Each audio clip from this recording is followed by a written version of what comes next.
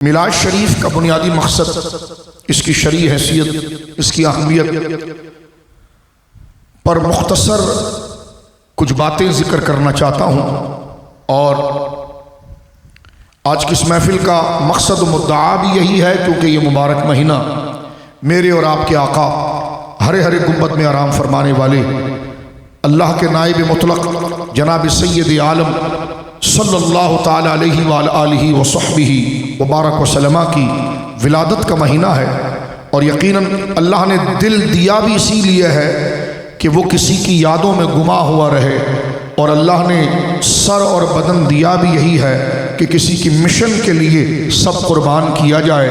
میرے امام کہتے ہیں دل ہے وہ دل یا رسول اللہ، دل ہے وہ دل جو تیری یاد سے معمور رہا، سر ہے وہ سر جو تیرے قدموں پہ قربان گیا۔ میرے دوستوں بزرگوں، ایک حدیث مبارکہ ہم بچپن سے سنتے چلے آئے ہیں، صحیح بخاری شریف کی روایت ہے کہ جس میں حضور سید عالم صلی اللہ علیہ وسلم کا یہ فرمان مبارک موجود ہے کہ لا یؤمن احدکم حتی اکون احب الیہ من والدہ وولدہ والناس اجمعین۔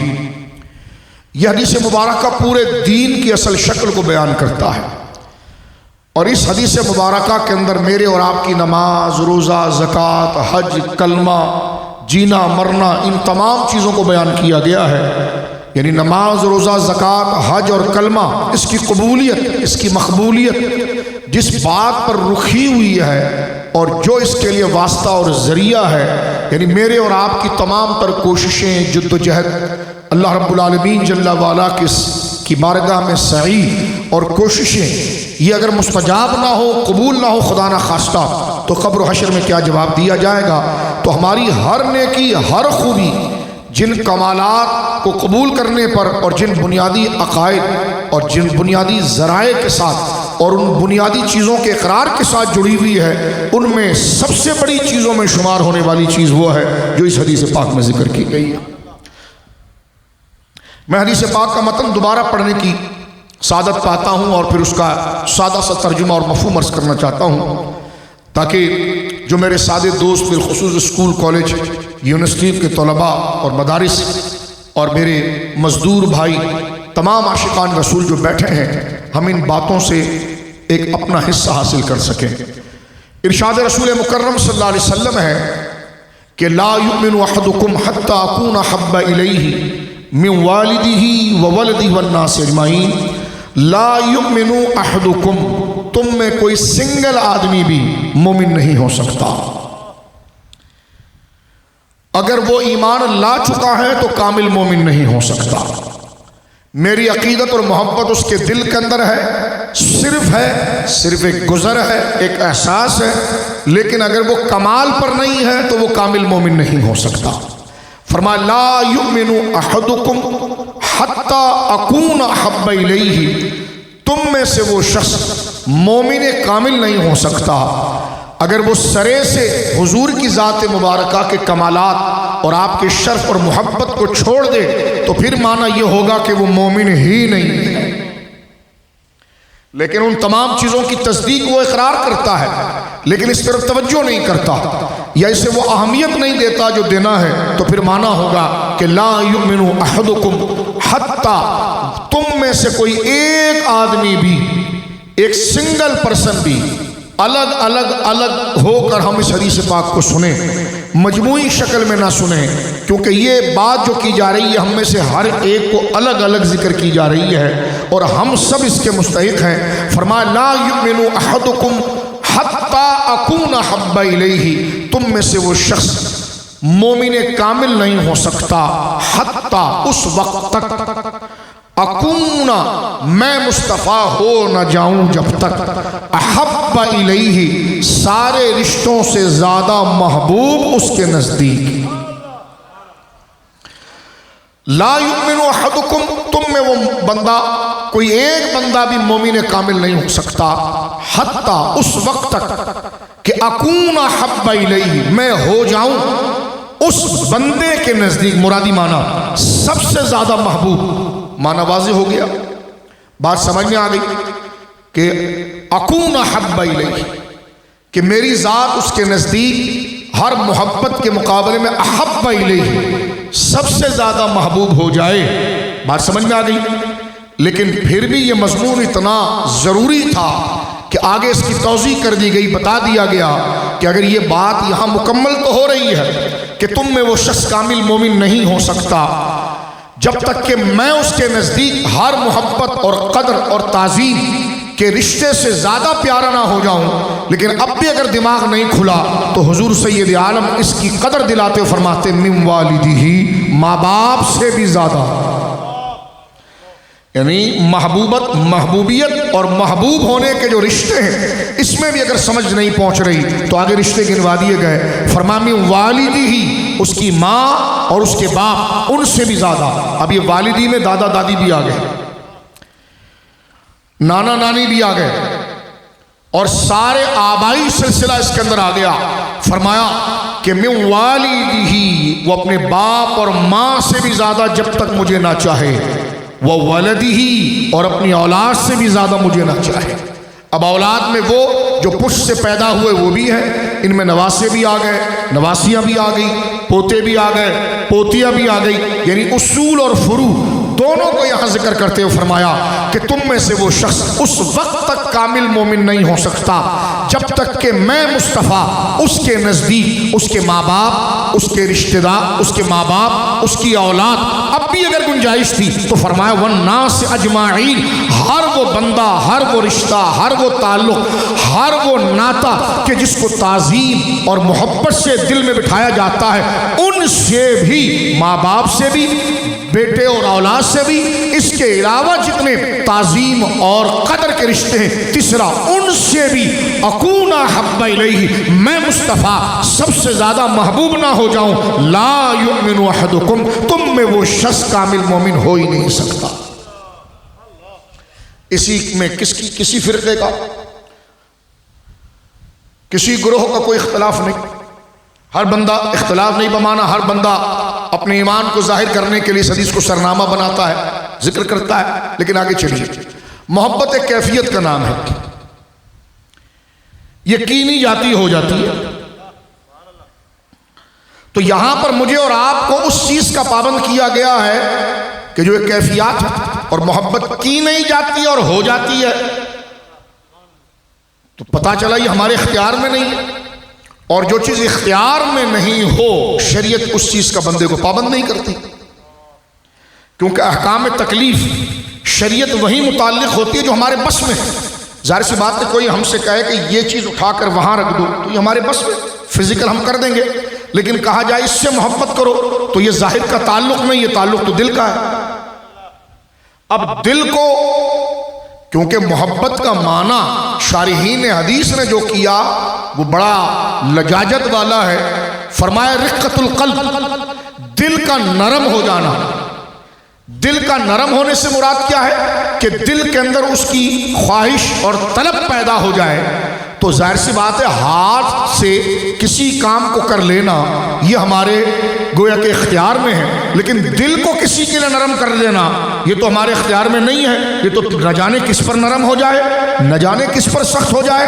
اور پہلی بات ہے کہ محبت کی نہیں جاتی ہے، محبت تو ہو جاتی ہے، جس سے کرنی ہے توجہ کر رہا ہے لیکن نئی کیفیت آ رہی، اور جس کو سرے سے منہ نہیں لگانا ہے اس کی قدر دل میں آ جا رہی ہے، تو لہٰذا ایک بڑی سخت آزمائش سے ہم گزر رہے ہیں۔ پابند کیا گیا ہے نماز، روزہ، زکوٰۃ کی قبولیت کو رسول اللہ کی محبت سے۔ صرف یہ نہیں تھا کہ نماز پڑھ لو تو وہ تو یہ رکوع میں اتنے دیر رکو، سجدے میں، یہ تو ہم بس میں تھا، لیکن اس کے ساتھ وہ جو ظاہری فزیکل جو ہمارا اپیرنس ہے، جو چیزیں ہیں، اس کو پابند کیا جا رہا ہے محبت سے۔ تو دل کو کیسے جھکائیں؟ سر کو جھکانا تو بس میں ہے، بیٹھ جانا بس میں ہے، تو سوال ہوا کہ کہیں ہمیں ایسی چیز کا تو پابند نہیں کیا جا رہا جو ہمارے بس میں نہیں ہے، اور جو بس میں نہیں ہے تو وہ ہم پر مسلط کیسے کیا جا سکتا ہے؟ تو علماء نے بتایا بات بالکل ٹھیک ہے جو منظر آپ کے ذہن میں آ رہا ہے، لیکن محبت کے دو تقاضے ہوتے ہیں۔ کچھ محبتیں وہ ہوتی ہیں، کچھ چیزیں ایسی ہوتی ہیں، کچھ ذاتیں ایسی ہوتی ہیں کہ ان میں کچھ صلاحیتیں ہوتی ہیں، اور وہ صلاحیت ایسی ہوتی ہے کہ انسان مومن ہو یا کافر، انسان کی طبیعت کے اندر وہ ریفلیکٹ کرتی، اثر کرتی، اور دل اس طرف راغب ہوتا ہے.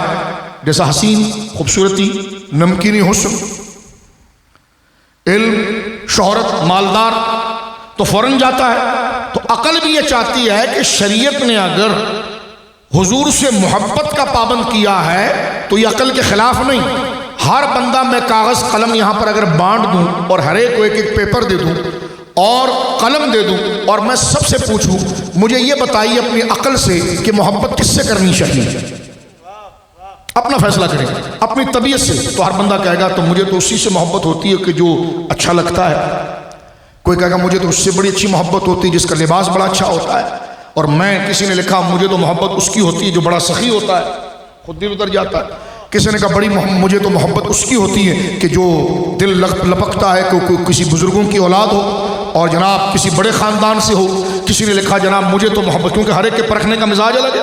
کسی نے کہا جناب مجھے محبت اس سے ہوتی ہے جس کا علم بہت زیادہ ہو. کسی نے کہا بھائی مجھے محبت اس کی ہوتی ہے جس کی طاقت زیادہ ہو. اب یہ ساری چیزیں جمع کر لیجئے، یہ ہمارے عقل کے فیصلے ہیں جو ہم خود قبول کر رہے ہیں. تو پتا چلا محبت ہماری عقل سے باہر نہیں، اس کو قبول کرنے کے لیے ہمارے نزدیک الگ الگ پیمانے ہیں. کسی کے نزدیک محبت کا پیمانہ حسن ہے، کسی کے نزدیک محبت کا پیمانہ علم ہے، کسی کے نزدیک محبت کا پیمانہ نسب ہے، کسی کے نزدیک محبت کا پیمانہ اخلاق ہے، کسی کے نزدیک محبت اور رغبت کا پیمانہ اس کا حسن و جمال ہے، علم ہے، فضل ہے، سخاوت ہے. میں کہتا ہوں یہاں 1000 لوگ بیٹھے ہوئے ہیں، وہ اپنی اپنی کیفیات کو کاغذ میں بند کریں اور ان کیفیت میں ذات مصطفیٰ کو دیکھیں تو ان کا کوئی ثانی اس کیفیت میں نظر آتا نہیں. اس لیے ان سے محبت کا پابند کر دیا گیا ہے. حسن میں ہو، علم میں ہو، کمال میں ہو، نسب میں ہو، اخلاق میں ہو، سخاوت میں ہو، طاقت میں ہو، جرت میں ہو. تو آپ جس طریقے سے ذہن اور اینالائز کریں اور غور کریں، انسان 1000 بندے بیٹھ کر محبت کی وجہ اور غرض 1000 بنائیں تو اس 1000 غرضوں کو اگر بنائیں گے جس کی وجہ سے محبت ہوتی ہے، جناب سید عالم ان تمام اغراض کے فرد کامل نہیں بلکہ فرد اول نظر آئیں. یعنی فرد کامل ہی نہیں بلکہ فرد اول نظر آئیں.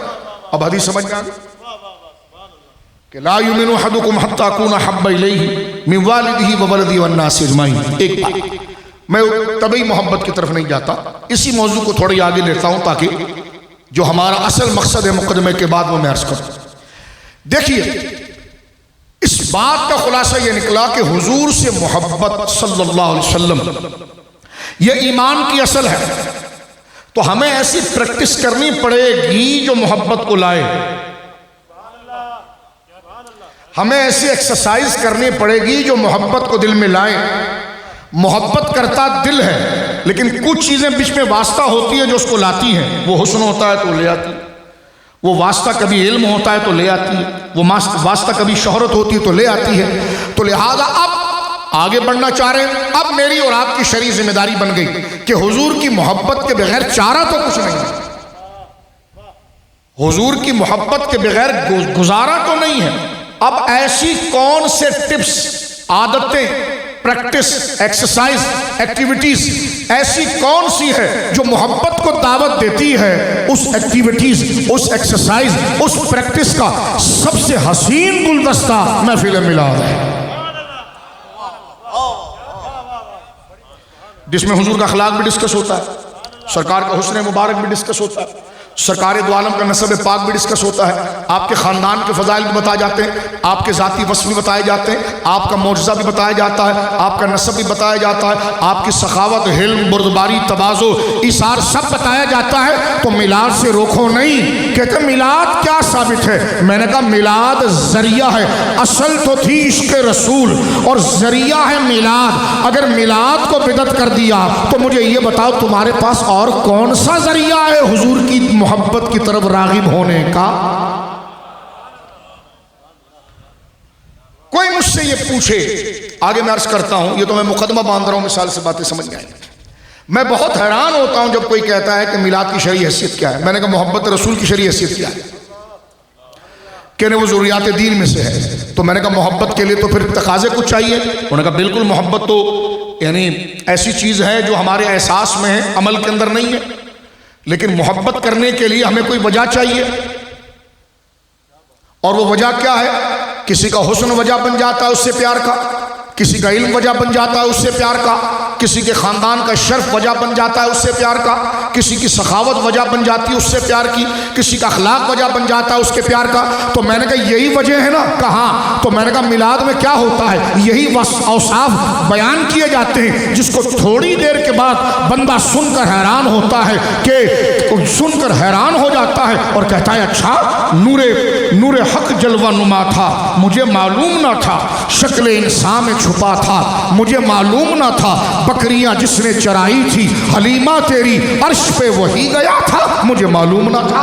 تو جب معلوم ہوگا تو عشق ہوگا، جس کو جانتے ہی نہیں ہو، جس کی کرامت تم نہیں جانتے، جس کی عظمت نہیں جانتے، جس کی فضیلت نہیں جانتے، تو پیار کیا ہوگا؟ تو کہا میلاد کیا ہے؟ میں نے کہا حضور کے تعارف کے مجلس کا نام ہے، جو میلاد میں آتا ہے بغضی اٹھ کر نہیں بیٹھتا، عاشق ہو کر چلا جاتا۔ یہ ہے میلاد کی اصل شرعی غرض، یہ ہے اس کی وجہ کہ جس میں حضور سید عالم صلی اللہ علیہ وسلم کے مقام و منزلت اور فضیلت و کرامت کو بیان کیا جاتا ہے۔ اچھا، اب فضیلتوں کے اندر بندہ کہتا ہے جناب محبت اس سے کرو جو سب سے سپریم ہو، جو سب سے سپریم ہو میں اس سے محبت کروں اور مجھ سے محبت کرے۔ تو پھر شریعت میں یہی بات میں میلاد کے حوالے سے مزید آگے عرض کروں گا، لیکن یہ میں نے مقدمہ اور ضرورت بیان کی کہ لیکن نہیں اس کے لوازمات، کبھی جھنڈا لگا دیا آپ نے، کبھی میں نے کہا وہ آگے کریں گے، تو بغیر جھنڈے کے فضائل بیان کر دے، تو بغیر چراغے کے بیان کر دے، ٹھیک ہے۔ میں نے کہا مولوی صاحب آپ کے آئے تھے تو پھر آپ نے چراغا کیوں کیا؟ میں نے کہا کیا مطلق چراغا ناجائز ہے؟ اگر مطلق چراغا ناجائز ہے تو شادی میں کیوں ہوا؟ اگر مطلق جھنڈا ناجائز ہے تو پھر تیرا کیوں لگا؟ اچھا اس لیے ناجائز ہو گیا کہ میلاد میں آ گیا، تو پھر اپنے غلط استدلال کو پکڑ، ادھر جملہ سمجھیا، جھنڈے کی دلیل، جھنڈا میلاد میں لگانے کی دلیل کیا ہے؟ میں نے کہا نہیں، مطلق جھنڈا ناجائز ہے، لیکن دنیا میں دیکھا جاتا ہر جگہ رسپیکٹ اور محبت کا اظہار اسی سے ہوتا ہے۔ کیا مطلقاً چراغا ناجائز ہے تو پھر شادی بیاہ خوشی کے لمحوں میں کیوں لگتا ہے؟ وہاں یہ جائز ہو گیا، حضور سید عالم کی شان کے لیے رکھا تو ناجائز ہو گیا، تو پتہ چلا آپ کے دل میں تقریب ہے۔ حضور کی بارگاہ تو وہ ہے جس میں زحمت آئے تو رحمت بن جائے، اور ایک چیز اظہار محبت کا ذریعہ ہو، تو اصل میں تو محبت حضور ہی کی ہے، تو ہر وہ ذریعہ استعمال کیا جائے گا جو حضور کی محبت کے فروغ کا ذریعہ بن جائے گا۔ میں بڑا حیران ہوتا ہوں، لیکن اس پر تھوڑی سی بات آگے کرتے ہیں۔ یہ میں پہلی محبت سادہ ترجمہ، جو سادے دوست بیٹھے ہیں، کیونکہ 12 بندوں کو دیکھنا پڑتا ہے، لیکن جو سادہ بیٹھے میں ان سے کہنا چاہتا ہوں، وہ پوچھے میلاد کیا ہے؟ میں نے کہا عشق کے رسول لانے کا ذریعہ ہے۔ میلاد کیا ہے؟ حضور کی تعظیم کی پریکٹس ہے۔ میلاد کیا ہے؟ حضور سے محبت کی عملی ایکسرسائز ہے، کیونکہ میلاد میں ادھر ادھر کی کچھ بات نہیں ہوتی ہے، میلاد میں یہی بات ہوتی ہے کہ زمین و زماں تمہارے لیے، مکین و مکان تمہارے لیے، چنین و چنا تمہارے لیے۔ حضور سید عالم کے کمالات پڑھ کر سنائے جاتے ہیں۔ اگر یہی بدعت ہو گیا تو مولوی صاحب خود بتا دیجئے شریعت کیا ہے؟ آگے چلتے ہیں میرے دوستو بزرگوں۔ جس طرح حضور سید عالم صلی اللہ، اب ہم فضائل کے اہم ترین موضوع کی طرف چلنا چاہتے ہیں، غور کیجئے میرے دوستو۔ اگر کسی کو کوئی اچھا نہ لگتا ہونا، ایک تھوڑی نفسیاتی، یہ مسئلہ علمی نہیں، میلاد جائز ہے کہ نہیں یہ علمی مسئلہ نہیں ہے، یہ نفسیاتی مسئلہ ہے، سمجھ نہیں؟ یہ کیا نفسیاتی مسئلہ ہے؟ مثلا ایک میں معذرت کے ساتھ، کیونکہ حضور سید عالم کی تعریف اور توصیف کی بات ہے تو لہذا میں ایک مثال کے واسطے سے بات کرنا چاہتا ہوں۔ آپ نے سنا ہوگا بچپن میں بڑے بوڑھے ایک واقعہ سناتے تھے کہ خاتون کو اپنے شوہر سے تھوڑا بیر تھا، تھوڑی بنتی نہیں تھی، انبن تھی، شوہر اچھے عالم دین تھے، متقی پرہیزگار تھے، تو ایک دن گھر آئے تو بیگم کہنے لگی تم یوں ہی پھرتے رہتے ہو، دیکھو آج تو میں بیٹھی تھی، میں نے کھڑکی میں دیکھا کہ ایک بندہ ہوا میں اڑ رہا تھا، اور اتنا کامل تھا کہ وہ ہوا میں اڑ رہا تھا، یعنی اس عورت کے نزدیک یہ ہوا میں اڑنا ایک عزت کی بات تھی، کمال کی بات تھی۔ اس نے کہا وہ میں تھا، کہنے کا قسم کھاؤ. اس مثال سے سمجھنے کی کوشش کیجئے ان لوگوں کی کیفیت. یہ مسئلہ بخاری کا نہیں ہے، دماغ کا ہے. پہلے دماغ بنا ہی نہیں ہے تو بخاری کیا کرے گی؟ اب آپ دیکھیں اس عورت کو شوہر اچھا لگتا ہی نہیں تھا، اور وہ تھے بڑے پرہیزگار اور متقی آدمی، صاحب کرامت تھے. جب گھر کے اندر آئے تو بیگم کہنے کہ بس تم یوں ہی پھرتے رہتے ہو، آج میں نے دیکھا کہ کھڑکی میں سے کہ ایک بندہ آسمانوں کے اوپر اڑ رہا ہے، اتنا عظیم. اس نے کہا اچھا یہ عظمت کا نشان ہے تیرے لیے اور ادب اور تعظیم کا نشان ہے کہ وہ ہوا میں اڑ رہا ہے؟ کہاں؟ کہ خدا کی قسم میں خود تھا. کہنے کا قسم کھاؤ تم تھے؟ کہاں میں تھا. کہا اچھا اس لیے اوپر جا کر ذرا ٹیڑھے ٹیڑھے ہو رہے تھے. دیکھیے یہ بڑی کامل مثال ہے. جب بندے کو بغض لگ جائے نا تو فضائل بھی اس کو برے لگتے ہیں. توجہ کرنا جس راستے پہ میں چل پڑا ہوں. اگر حضور کی شان کی حدیثیں آ جائیں تو کہتے راوی غلط ہے، اور محبت ہو جائے صحابہ سے تو ضعیف ترین روایت ہو تو اس کی تصحیح میں سارا دن لگا دیتے ہیں. لگانا چاہیے، بری بات نہیں. میں یہ پوچھنا چاہ رہا ہوں کہ ایک طبقہ وہ ہے جو صرف صحابہ کی طرف جانا چاہتا ہے، اور ایک طبقہ وہ ہے جو صرف اہل بیت کی طرف جانا چاہتا ہے. سنی وہ ہے جو دونوں کی طرف حضور کی وجہ سے جانا چاہتا ہے. یہ الگ بات ہے. جو صحابہ کی طرف صرف جا رہا ہے وہ نام حضور کا لے رہا ہے لیکن وہ درجہ حضور والا صحابہ کو دے رہا ہے.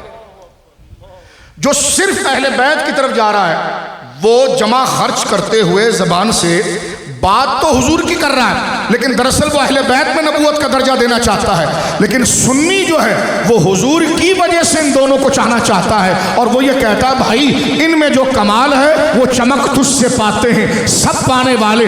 علی چمکا اس لیے تھا کہ غلام رسول تھا، صدیق بلند اس لیے ہوا کہ غلام رسول تھا. کمال میرے آقا کا تھا کہ جب ان کے نام کے یوم جائز ہو گئے تو جس نے چمکایا اس کا ذکر بدعت کیسے ہو گیا؟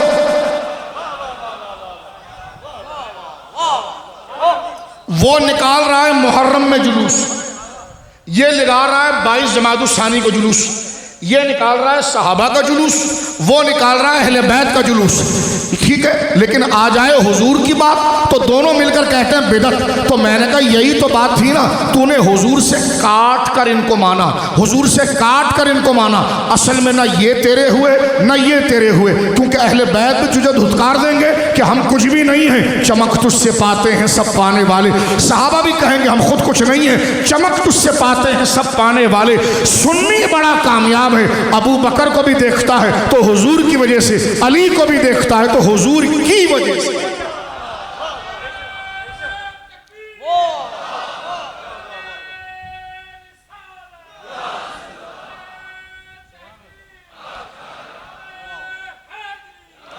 اگر کوئی گکھڑ میں راہ سنت لکھ دے تو یہ سنت کا راستہ نہیں ہوتا، یہ دماغی مرض ہے. آپ سمجھ ہی نہیں پائے. جو آپ نے لکھا ہے 100 دن پوری زندگی اسی اصول کے خلاف تقریریں کر رہے ہوتے ہو. میں صرف دلائل کی طرف جانا چاہتا ہوں، اس لیے میں ادھر نہیں الجھنا چاہتا، لیکن ان کو کہنا چاہتا ہوں کہ تمہارے منہ میں پورا ہاتھ مارا ہے، دانت کتنے سب پتہ ہے. اب ذرا توجہ کیجیے، آپ سننے کے ترتیب پائی. مسئلہ یہ نہیں، مثلا غور کریں، یہ بغض کا مسئلہ ہے جیسے اس عورت کو ہو گیا تھا. اور اگر پیار ہو جائے نا، اگر پیار ہو جائے، میں بلا تشبیہ اس بات سے ہٹ کر بات کر رہا ہوں. ایک فرضی محاورہ بڑا مشہور تھا، جیسے یہ فرضی حکایت ہے، ٹھیک ہے. اکبر نے کہا بربل کو دنیا کا سب سے خوبصورت بچہ لیا. بربل گھومتا رہا. سنا ہوگا آپ نے یہ مثالیں، یہ بڑی قیمتی مثالیں. لیکن آگے سے کوئی دانت نکال کے ہنسے نہیں کیمرے میں. میں نے کہا ابھی میں قرآن شریف کی طرف آیا نہیں ہوں، ابھی احادیث کی طرف آیا نہیں، صرف ایک ذہن بن جائے میرے بچوں کا. اب آپ دیکھیں وہ فضائل ہیں ان کے پاس لیکن بغض ہے تو کہہ رہے اس لیے اوپر جا کے ٹیڑھے ہو گئے. توجہ ہے آپ کی. کہتے میلاد تو ثابت ہو تو چراغا کیوں؟ چراغا ثابت کریں گے تو جھنڈا کیوں؟ جھنڈا ثابت کریں گے تو حلوہ کیوں؟ حلوہ ثابت کریں گے تو مٹھائی کیوں؟ تو میں نے کہا گل پھر کچھ اور ہے، تجھے مسئلہ کچھ اور ہے. اب وہ اوڑ رہے ہیں تو پھر آگے جا کے تو مسئلہ اور ہے. توجہ ہے، مسئلہ اور ہے. بربل سے کہا اکبر نے کہ مجھے جو ہے سب سے دنیا کا خوبصورت بچہ لیا. اس بات سے ہٹ کر، یعنی میں اس بات سے مثال نہیں دے رہا، ایک بات آپ کو سمجھا رہا ہوں۔ تو بربل گھومتا رہا اور بادشاہ کو بڑا غصہ آیا، اور اس نے کہا کہ جناب اتنے دنوں تو آیا نہیں۔ ایک دن وہ آیا مادت کے ساتھ، ایک کالے کلوٹے بچے کو لے آیا۔ اب وہ بزرگ جو اڑ رہے تھے وہ تو باکمال تھے، اب یہ کالے کلوٹے بچے کو لے آیا، ناک اس کی بہ رہی تھی، منہ دیکھنے جیسا نہیں تھا۔ اکبر نے کہا یہ کیا چیز اٹھا لایا ہے؟ کہا یہ دنیا کا حسین بچہ ہے۔ کہا یہ دنیا کا حسین بچہ ہے؟ یہ کیسے حسین ہے؟ کہا میری نگاہوں سے دیکھو۔ میں نے کہا جب محبت ہو تو عیب بھی حسن بن جاتا ہے، اور محبت نہ ہو تو حسن عیب بن جاتا ہے۔ جو ذات محمد ہو جس میں عیب ہی نہیں ہے کہ تیرے تو وصف عیب تنائی سے ہے بری، حیران ہوں میرے شاہ میں کیا کیا کہوں تجھے، ان کے لیے پوچھتے ہو حدیث میں کہاں آیا تھا؟ جیسا ایک بڑا بونڈا سوال کرتے ہیں انگوٹھا چومنا کہاں سے ثابت ہے؟ میں نے کہا یہ ثبوت کی بات نہیں ہے، کیفیت کی بات ہے۔ میں نے کہا جنہوں نے دیکھا تھا وہ پاؤں چومتے تھے، اور جس نے نہیں دیکھا وہ نام چومتا ہے، اس پر سوال کون سا کھڑا ہو جاتا ہے؟ توجہ ہے آپ کی؟ تو اب آپ غور کیجئے، مثلا درمیان میں روافظ کے ساتھ بڑا اختلاف چلا، صحابہ کرام رضوان اللہ اجمعین بالخصوص کاتب وحی حضرت امیر معاویہ رضی اللہ عنہ پر کئی کتابیں لکھی گئی اور لکھی جانی چاہیے تھی، لیکن میں سوال کہنا چاہتا ہوں ان کی شان میں کھل کے نہیں بات کر رہا، صرف اشارہ دے کر آگے چل رہا ہوں، اس لیے کہ ان کی شان میں ایک روایت آتی ہے جس کے 4 راوی مجروح ہیں یا 2 راوی مجروح ہیں، جس راوی پر کلام ہے روایت ضعیف ہے، یہ پوری لائبریری کو نچوڑ کر راوی کو اٹھانے کی کوشش کرتا ہے اور روایت کو آگے لانے کی کوشش کرتا ہے، اس سے اعتراض ہٹانے کی کوشش کرتا ہے۔ کام تو ٹھیک ہے، لیکن میں نے کہا جناب معاویہ مسکرا کر نہیں دیکھیں گے، وہ کہتے ہیں میرے فضائل کے لیے اتنی محنت اور سرکار کے فضائل کے لیے صرف یہ کہنا کہ حدیث موضوع ہے، ضعیف ہے۔ یہ نفسیاتی مرض ہے۔ جو خدمت جس درجے میں رسول اللہ کی کرنی ہے ان کی بھی کرنی ہے، لیکن حضور کی وجہ سے کرنی ہے۔ اگر ایک روایت فضائل اہل بیت میں آئے اور وہ روایت سندن ضعیف ہو تو وہ طبقہ ساری رات لگا کر اس روایت کو بھائی یہ جرام و بھم ہے، اس سوال کا یہ جواب ہے، اس سوال کا یہ جواب ہے، تو میں نے کہا انگوٹھا چومنے والی روایت کا جواب نہیں بن سکتا۔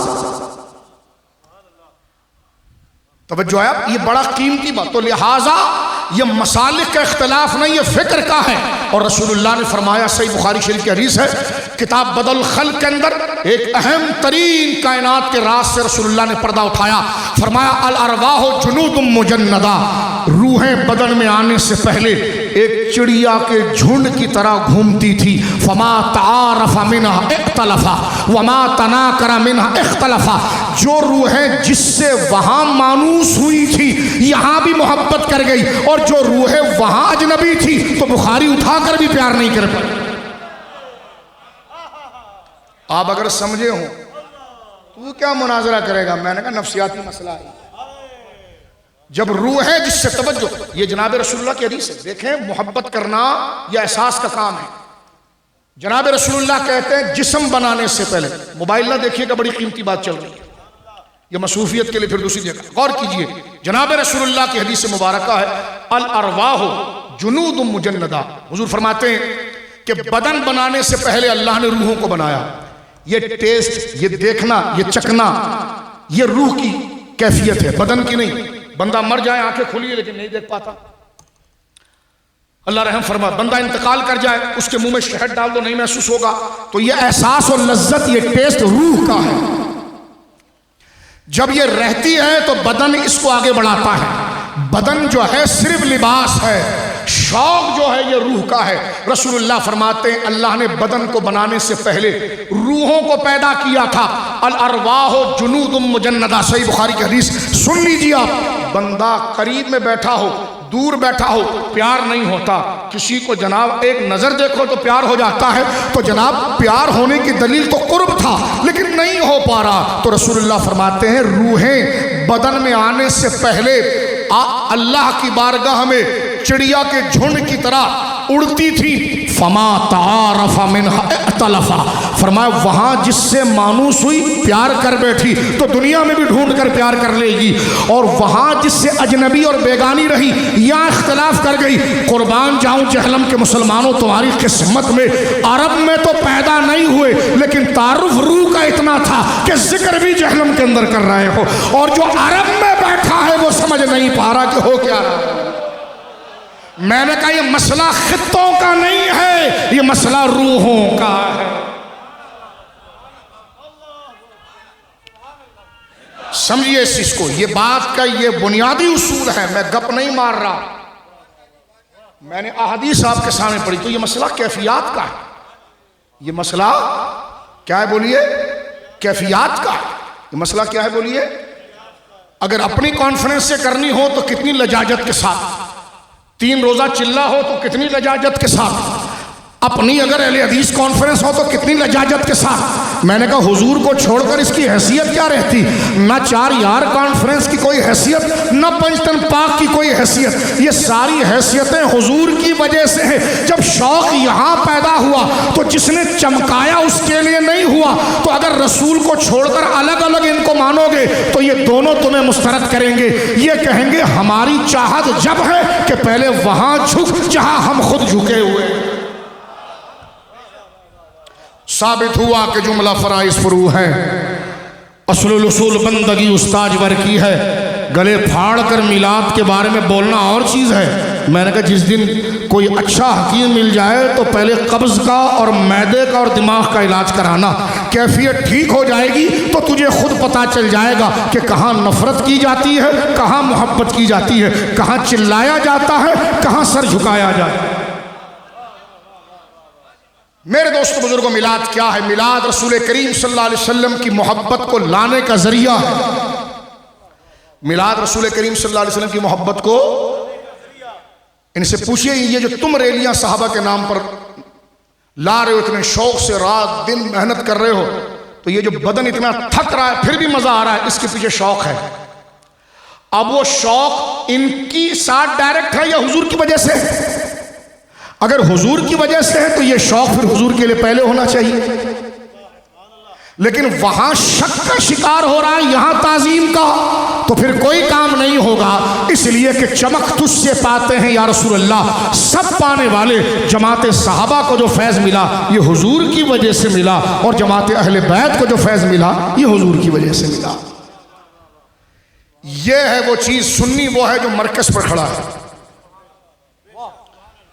سنی وہ ہے جو بیلنس ہے، کہ جس ذریعے سے ہم بدعاتی نہیں، ہم صحیح راہ پر ہے۔ بدعاتی تم ہو کہ راستہ حق کا چھوڑ کر ان کے مقابلے میں جو ثانوی ہے ان کو اصول کا درجہ دے رہے ہو۔ سنی تو وہ زیادہ حق پر ہے کہ جس کا جو درجہ دے رہا ہے لیکن یہ کہہ رہا ہے میں سب کا ادب کرتا ہوں مگر مصطفیٰ کے بعد،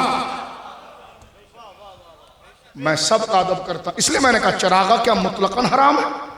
تو میں نے کہا کیا لائٹ بند کر کے شادیاں ہوتی اور کیا رلا رلا کر ماتم کر کے کانفرنس سے ہوتی ہے؟ نہیں جناب، یہ چراغا تو خوشی کی علامت ہے۔ تو میں نے کہا پتا چلا یہ خوشی کی علامت ہے تو یہ میلاد میں آنے سے ناجائز کیسے ہو گیا؟ بھائی جب یہ خوشی کی علامت، سمجھ رہے میری اردو، جب جھنڈا اور چراغا ایک تعظیم اور محبت کے اظہار کی علامت تھی، جب مولانا فضل الرحمان صاحب کے لگا تو تعظیم کی علامت ہو گئی، اور جب حضور کے نام پر لگا تو دلیل کہاں لکھی ہوئی ہے؟ تو میں نے کہا مسئلہ کتابوں کا نہیں، مسئلہ روحوں کا ہے۔ سمجھ لیجیے اس بات۔ آگے چلتے میرے دوستو بزرگوں، میلاد النبی صلی اللہ تعالی علیہ وسلم میں ہم حضور سید عالم صلی اللہ علیہ وسلم کے حقوق کو بیان کرتے ہیں۔ غور کیجئے ایک بات کو، جیسے کوئی بندہ، اس کے لیے امام اہل سنت کی کتاب کم سے کم ہر نوجوان کے موبائل میں اس کی PDF ہونی چاہیے، اور وہ کتاب جو ہے وہ ہر ایک کے موبائل کے اندر ہونی چاہیے، جیسے علم اللہ شریف، تاکہ وہ محبت وہ چیز سامنے آئے۔ آگے چلیے میرے دوستو بزرگوں، جیسے ہم ماں باپ یہ کہتے ہیں یہ ہمارے والد ہیں، توجہ کرنا، یہ ہمارے والد ہیں، یہ ہماری والدہ ہے، اس کا تو اقرار کر دیا، لیکن اب تقاضا کیا ہے؟ ادب کیا جائے، محبت کی جائے۔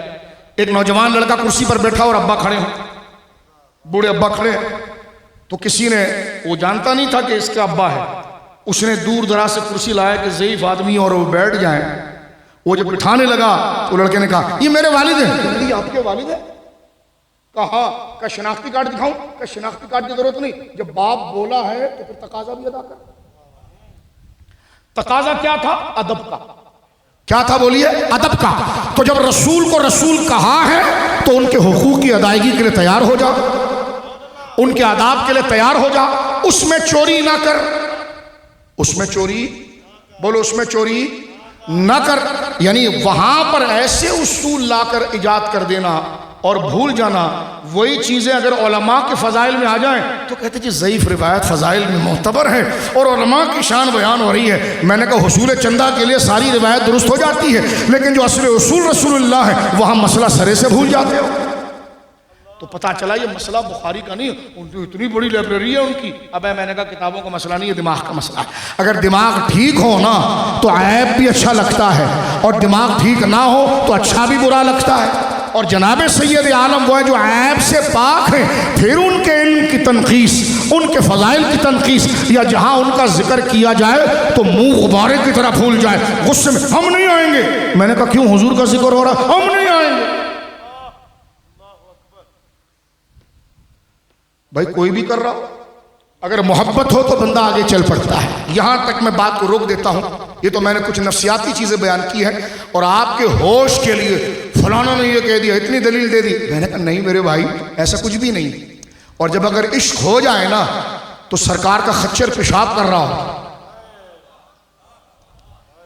سرکار کریم کا خچر پیشاب کر رہا ہو، اور 22 سال کا عبداللہ بن رواحہ آگے بڑھے، اور وہاں ایک منافق بڈھا کھڑا تھا، اور اس نے چادر اٹھا کر اپنے ناک سے لگائی، اور اس نے کہا میرے ناک کے نتھنے جل رہے ہیں اس پیشاب کی بدبو سے۔ عبداللہ بن رواحہ، بخاری کتاب الصلح کی 3 حدیث ہے، دھکا دے کر فرمایا واللہ لحمار رسول اللہ صلی اللہ تعالی علیہ وسلم اطیب ریحا منکا، فرمایا خدا کی عزت کی قسم، رسول اللہ کے اس جانور کے پیشاب میں وہ خوشبو آ رہی ہے جو تیرے بدن کے مشک میں نہیں آ رہی ہے۔ اب وہ کیا چیز ہے جو بدبو کو خوشبو میں منتقل کر رہا ہے؟ وہ عشق ہے۔ تو وہ کیا ہے جی؟ وہ عشق ہے۔ اور عشق نہیں تھا تو جناب جو حسن کی حدیث ہیں تو صفحہ آگے بڑھا دیا۔ تھانہ بھون کے حکیم الامت سے کہا گیا کہ آج جلسہ ہے، جناب رسول اللہ کے فضائل کی حدیث پڑھیں، کہ لگا کسی سے پڑھوا دو، مجھے فضائل کی حدیثیں نہیں آتی۔ تو سارا دارالعلوم کا کھانا تو کھا جاتا ہے، حضور کی 2 فضائل کی حدیث نہیں آتی۔ تو اس میں شوق چاہیے، جس چیز میں شوق ہوتا ہے بندہ۔ اب آپ دیکھیں چودھری برادران اللہ ان کو زندگی دے، یہ لاکھوں روپے لگا کر یہ سرکار کا جشن کیا، جس کے پیچھے دنیاوی کوئی غرض نہیں ہے، نہ سیاست، نہ تحکم، نہ غلبہ۔ جب عشق ہوتا ہے تو بندے کو سکون ہی جب آتا ہے جب محبوب کی واہ واہ ہو، محبوب کی واہ واہ ہو، ہوتی محبوب کی واہ واہ ہے اور خوش عاشق اپنا کلیجہ ٹھنڈا کر رہا ہو۔ میرے دوستو بزرگوں، جناب رسول کریم صلی اللہ علیہ وسلم کے فضائل میں اور آپ کے حقوق میں، اب آپ کے حقوق جو ہیں میرے دوستو بزرگوں، اس کی تقسیم 2 قسم سے ہوتی ہے۔ میں تھوڑی سی علمی بات کر کے آگے بڑھنا چاہتا ہوں۔ ایک کا تعلق ضروریات دین سے ہے، اور ایک کا تعلق ضروریات اہل سنت سے۔ جیسے حضور کا آخری نبی ہونا اور حضور کا رسول ہونا، یہ ضروریات دین سے۔ اس کا انکار کرنے والا، اس میں شک کرنے والا دار اسلام سے باہر۔ لیکن حضور سید عالم کے فضائل اور کچھ کمالات ایسے ہیں جس کے انکار کرنے سے کافر تو نہیں ہوگا، لیکن اس کو مسلمان بھی نہیں کہا جائے گا، وہ ڈاما ڈول رہے گا۔ سوال پیدا ہوا یہ کیا، جب دونوں فضائل حضور کے ہیں تو ایک پر ایمان قطعی اور ایک پر گویا کہ ایک کا انکار سے بندہ باہر ہوتا ہے اور ایک کے انکار سے یہ ہوتا ہے۔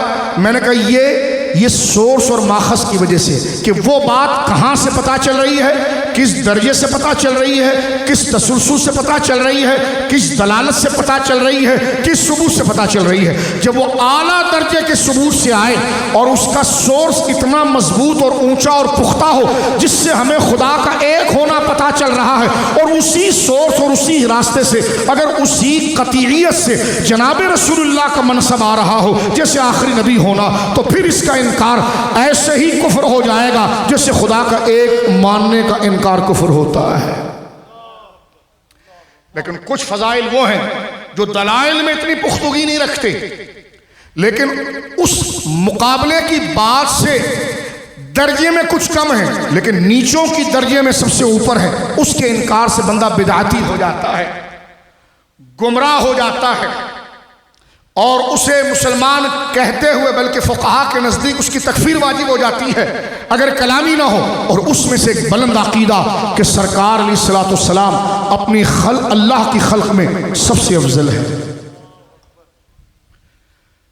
یہ عقیدہ رکھنا کلمے کے ساتھ مسلمانوں کے نزدیک ان ضروری اہل سنہ لازم ہے کہ وہ حضور کو سید الخلق یقین کرے۔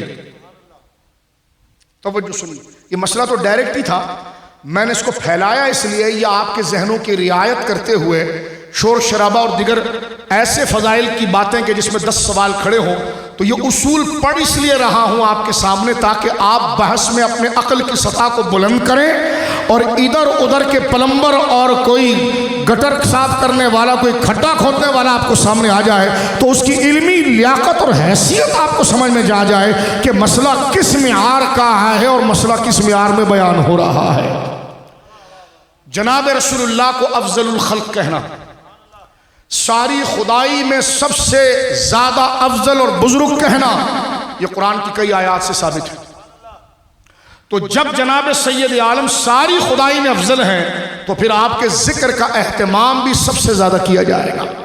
امام اہل سنت اعلیٰ حضرت امام اہل سنت نے اپنی مبارک کتاب المعتقد المستند میں ایک جملہ لکھا ہے، آپ فرماتے ہیں کہ ان النبی صلی اللہ علیہ وسلم، آپ ارشاد فرماتے ہیں اس بات کو سن لیجئے اور اس بات کا عقیدہ رکھنا ضروری ہے، لازم ہے۔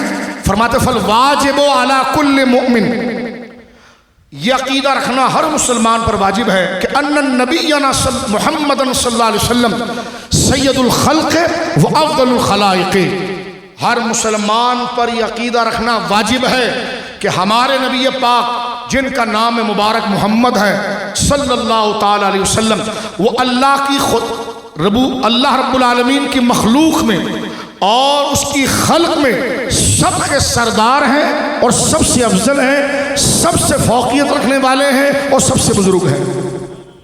آگے فرماتے فمن اعتقد خلاف ھذا فهو عاص مبتدع ضال مضل، جس نے اس بات کا انکار کیا اور اس عقیدے کے خلاف عقیدہ رکھا کہ میں حضور کو افضل خلق نہیں مانتا ورنہ اس سے دیگر نبیوں کی گستاخی لازم آئے گی، ایسی بچکانہ بات کرے، تو فرمایا کہ فمن اعتقد خلاف ھذا فهو عاص مبتدع ضال مضل، وہ شخص گمراہ ہے، بددین ہے، اس سے دور رہنا ضروری ہے۔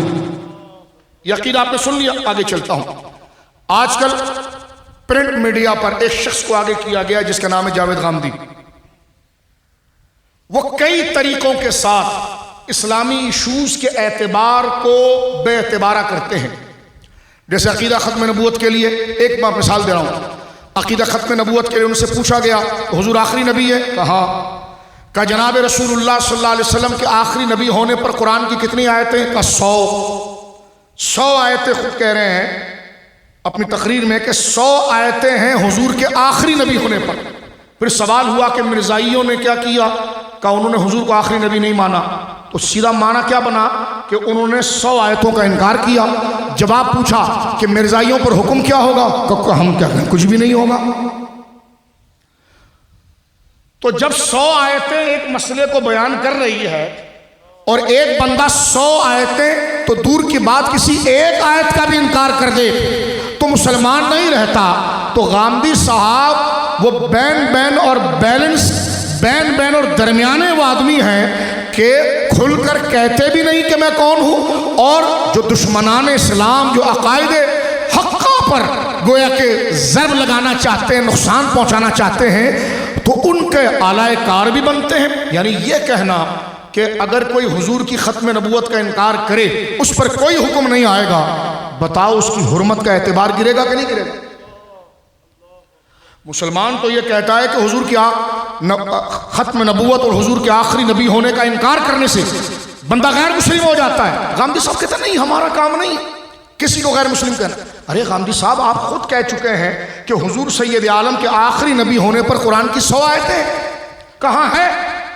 تو کہا مرزائی کیا کہتے ہیں کہ حضور کو آخری نبی نہیں مانتے، تو ترجمہ کیا نکلا کہ وہ حضور وہ قرآن کی 100 آیتوں کا انکار کرتے ہیں۔ اب غامدی صاحب حکم کیا ہوگا؟ آپ دین کے استاد ہیں، کہہ رہے کہ کوئی حکم نہیں آئے گا۔ تو ہم نے کہا جب حکم نہیں آیا تو یہ 100 آیتیں ایسی معاذ اللہ علیہ باللہ، اس کی کوئی حیثیت ہی نہیں تھی کہ بندہ ٹھکرا دے اور پھر بھی مسلمان کہلائے۔ کہا نا، ایک بندہ اگر اپنے منہ سے مسلمان کہے تو ہم اس کو کافر کیسے کہہ سکتے ہیں؟ یہ تو ایسی ہوا کہ ایک بندے نے کسی کو قتل کر دیا، مسئلہ چل گیا کورٹ اور سپریم کورٹ کے اندر، دلائل سے ثابت ہو گیا کہ یہ قاتل ہے، گواہی آ گئی یہ قاتل یہ مقتول ہے، لیکن قاتل قاتل ہو کر کہے میں نے قتل نہیں کیا جبکہ گواہی ہے، تو جج یہ کہے ہم کیا کر سکتے ہیں جب یہ قاتل ہونا مان ہی نہیں رہا؟ یا وہ گواہی کی کو مد نظر رکھتے ہوئے یہ فیصلہ کرے گا کہ تو جھوٹ بول رہا ہے، تو نے قتل کیا، یہ گواہیاں موجود ہیں، اس گواہیوں کے بعد تجھے قاتل کہا جائے گا، سزا دی جائے گی۔ اسی طرح مرزائی جھوٹ بولتا ہے، وہ خود کو مسلمان جو بول رہا ہے یہ جھوٹ بول رہا ہے، اس لیے کہ جب وہ قرآن کی 100 آیتوں کا انکار کر کے، عقیدہ ختم نبوت کا انکار کر کے جب وہ اسلام سے نکل چکا ہے تو صرف نام لینے سے تو مسلمان نہیں رہے گا۔ بات سمجھ رہے ہیں؟ کتنا خطرناک کام جاوید غامدی صاحب اتارتے ہیں۔ اگر آپ سمجھ چکے ہیں تو میلاد النبی کے بارے میں ان کا ایک کلپ ہے، اس پر میں یہ جواب دینا چاہتا ہوں، کیونکہ آپ کے جہنم کے جتنے جو ادھر ادھر کے بھٹکے ہوئے ہیں وہ اس کو اپنا باپ بناتے ہیں، تو میں نے کہا پتر کو کیا بننا، اصل کو پکڑا نا جہاں سے۔ اب آپ دیکھیے جاوید غامدی صاحب کہتے ہیں کہ حضور کو سب سے افضل کہنا جیسے سب سے اولا اور اعلی ہمارا نبی، یہ جائز نہیں ہے۔ میں نے کہا واہ، جو 100 آیتوں کا انکار کر جائے اس کے لیے جائز نہیں کا بھی لفظ نہ بولے، لیکن بات آ جائے حضور کے افضل ہونے کی تو کہتے ہیں نہیں، یہ قرآن کی آیتوں کے خلاف عقیدہ ہے، قرآن کی آیتوں کے خلاف عقیدہ ہے کہ حضور کو افضل نہیں کہنا چاہیے۔ یہ ہمارے معاشرے میں بڑھا ہوا ہے کہ وہ کہتے ہیں سب سے اولا اور اعلیٰ ہمارا نبی۔ میں تھوڑا اور قریب آیا اور میں نے جو یوٹیوب پر تقریر ہے اس کی آواز کو تھوڑا اور کھولا کہ کہیں مجھے سننے میں کوئی غلط تو نہیں لگ رہا کہ آج تک تو امت میں ایسی بھونڈی بات کسی نے کی نہیں اور یہ کر رہا ہے۔ سنیے میرے دوست بزرگ اس فتنے کے بارے میں، انہوں نے 2 آیتیں پڑھی ہیں، توجہ، کتنی؟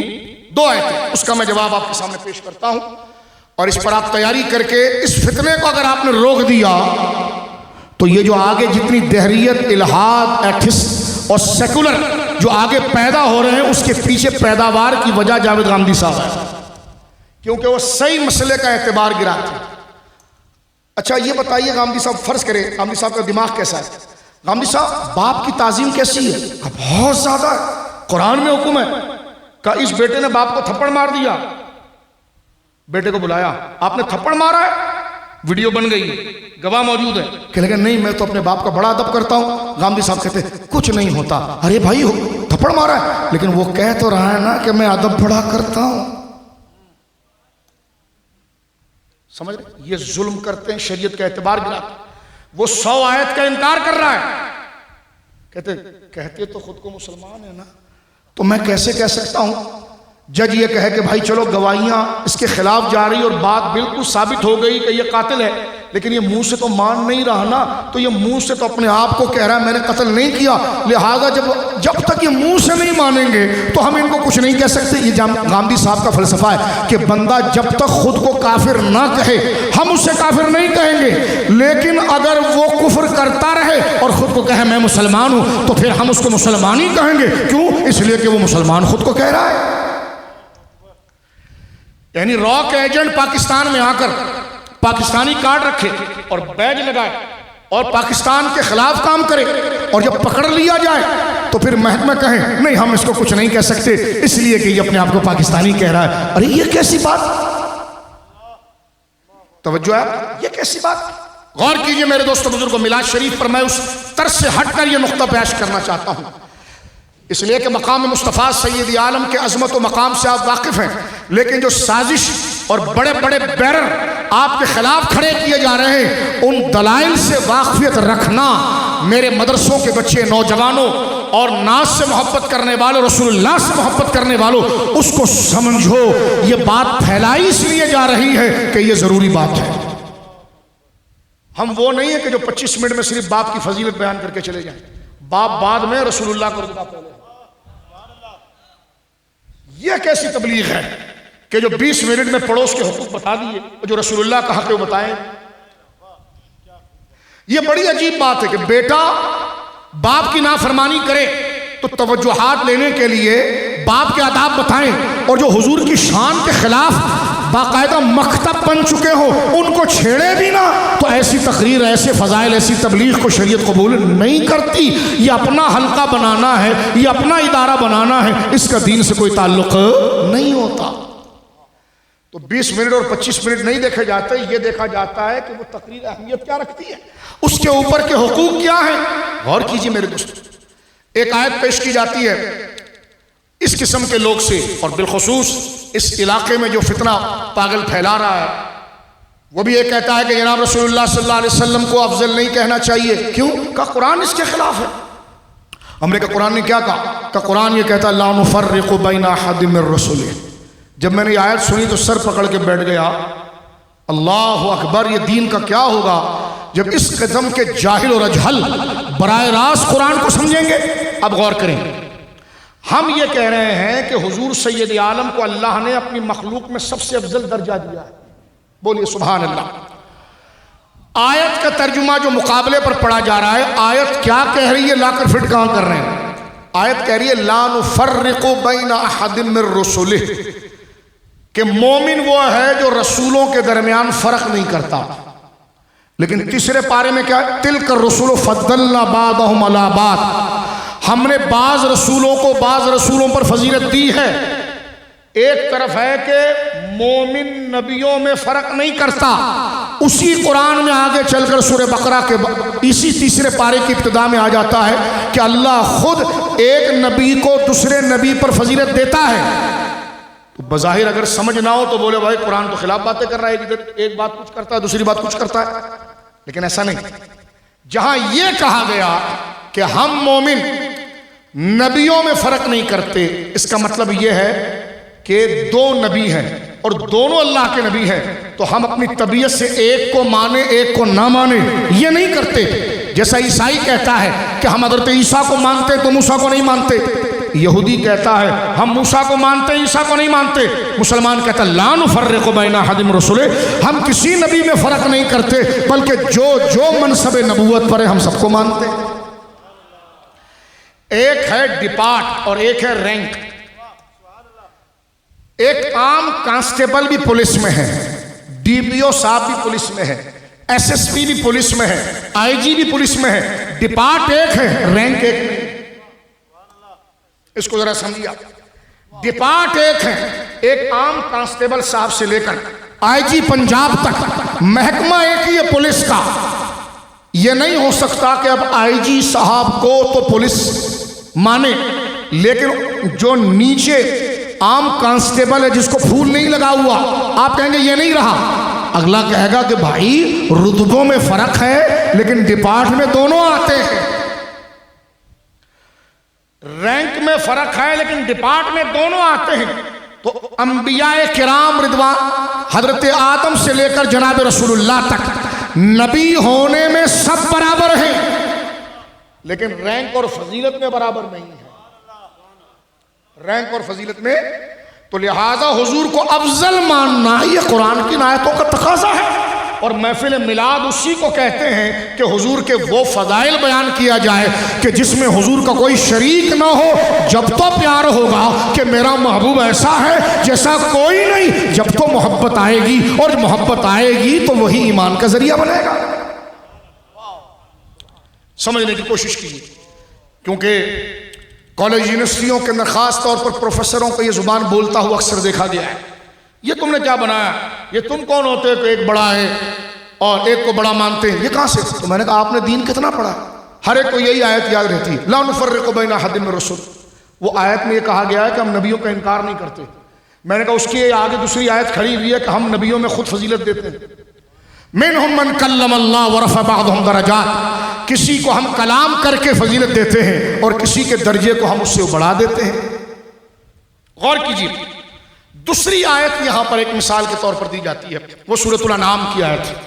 یہ دو مضبوط دلیلیں، تیسری کچھ بھی نہیں، جبکہ بات کوئی اور کانٹیکس میں ہو رہی ہے، پرپس میں ہو رہی ہے، وہ گھما کر ادھر لاتے ہیں۔ کہا دیکھیے یہ غامدی صاحب اور ان کی سب سے بڑی دلیل، کہتے ہیں اگر حضور علیہ السلام، حضرت ابراہیم، حضرت موسیٰ سب سے افضل ہیں، تو یہاں تو قرآن ان سے کہہ رہا ہے اولئک الذین ھدی اللہ فبہداہ مقتدی، اے نبی مکرم ہم نے ان سارے رسولوں کو ہدایت دی، ہدایت میں ان کی پیروی کرو۔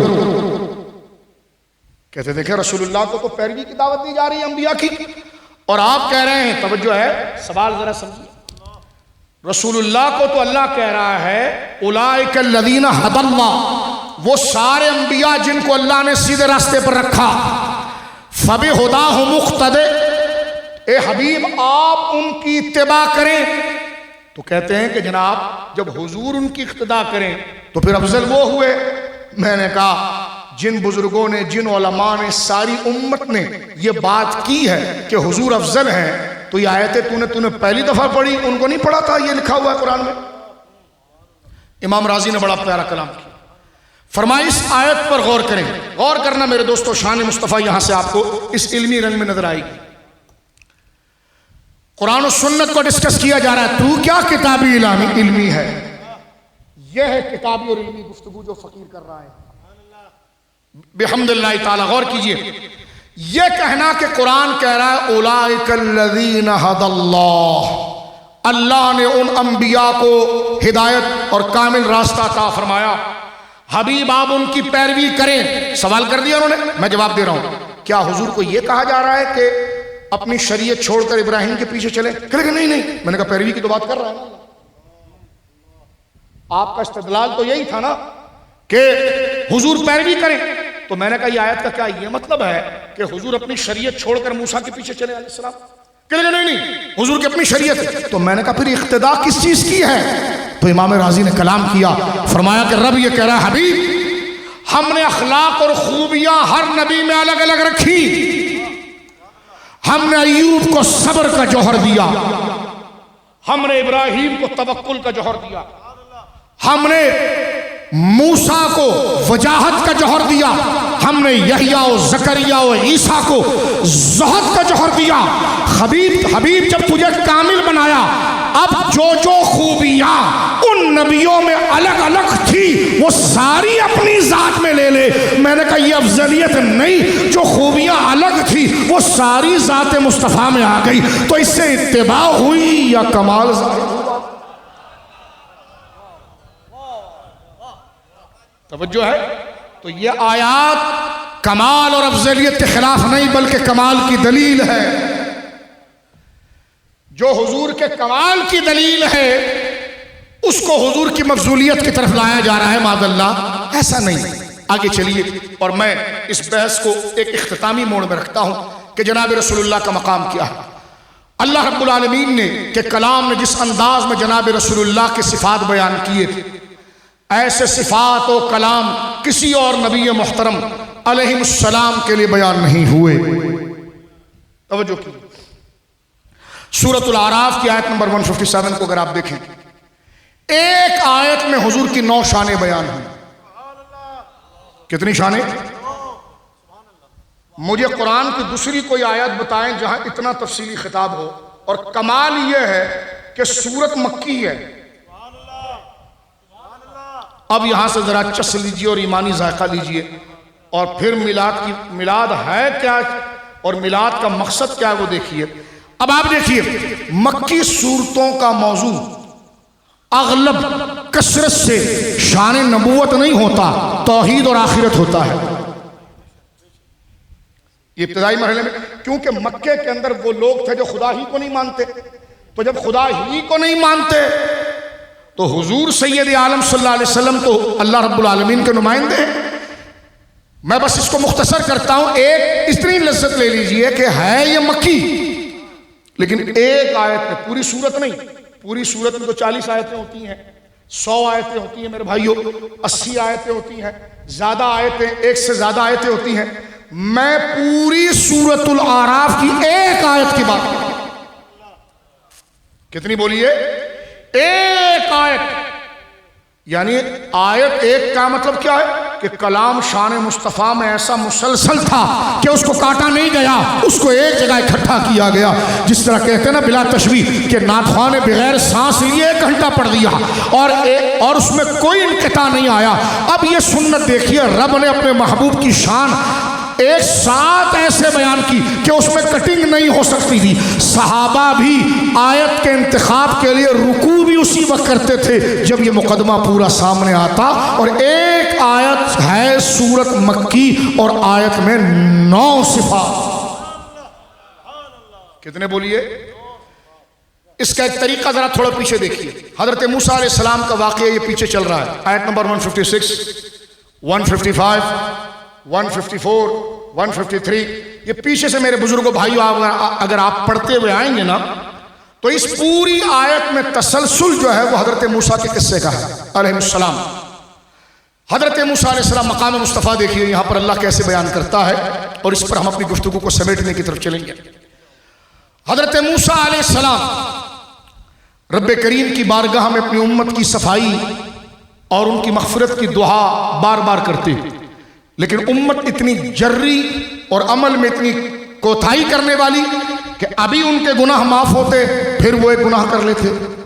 حضرت موسیٰ علیہ السلام کوہ طور پر گئے، اپنے بڑے بھائی حضرت ہارون کو پیچھے چھوڑا، سامری نے بچڑا بنا دیا، قوم اس کے پیچھے چل پڑی۔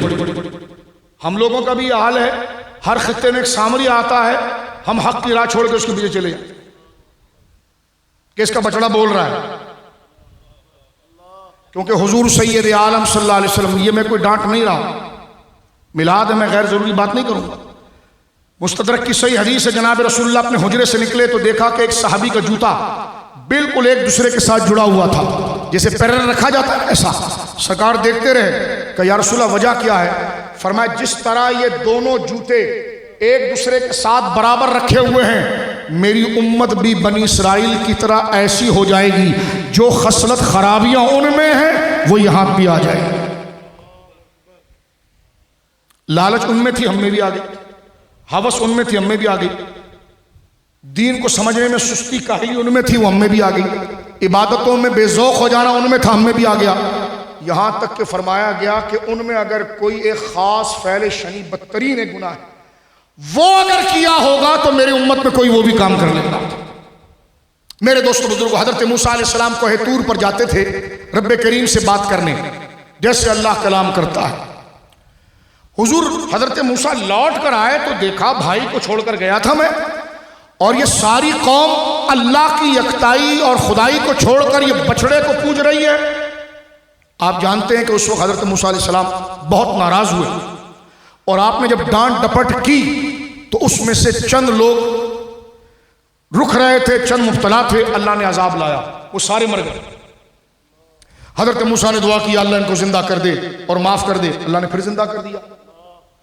اب سامری کے بعد جب قوم زندہ دوبارہ ہوئی تو 11 بندوں کو حضرت موسیٰ دوبارہ کوہ طور پر جانے لگے تو 11 بندے پیچھے لگ گئے کہ ہم بھی جائیں گے، ہم بھی جائیں گے۔ یہ قرآن میں آ رہا ہے آگے، یہ مقام مصطفیٰ کے لیے تفصیل میں آپ کو بتا رہا ہوں۔ 11 بندے کوہ طور پر گئے، اب اللہ رب العالمین نے اپنے شایان شان جیسا اس کی شان کو زیبا ہے حضرت موسیٰ سے کلام کیا۔ یہ 11 بندوں کے ذہن میں شک آیا، ہم سے کلام کیوں نہیں کیا، آپ سے کیوں کیا؟ اس پہاڑ پر دوبارہ عذاب آئے، 11 بھی مر گئے۔ پھر حضرت موسیٰ نے اللہ کے حضور درخواست کی اپنی امت کے لیے، یا اللہ یہ 11 مر گئے، پہلی میری قوم مجھ پر اعتماد نہیں کرتی ہے، اگر یہ یہاں مر گئے تو وہ تہمت لگائے گی کہ موسیٰ نے مار دیا، موسیٰ نے مار دیا، یا اللہ ان کو زندہ کر۔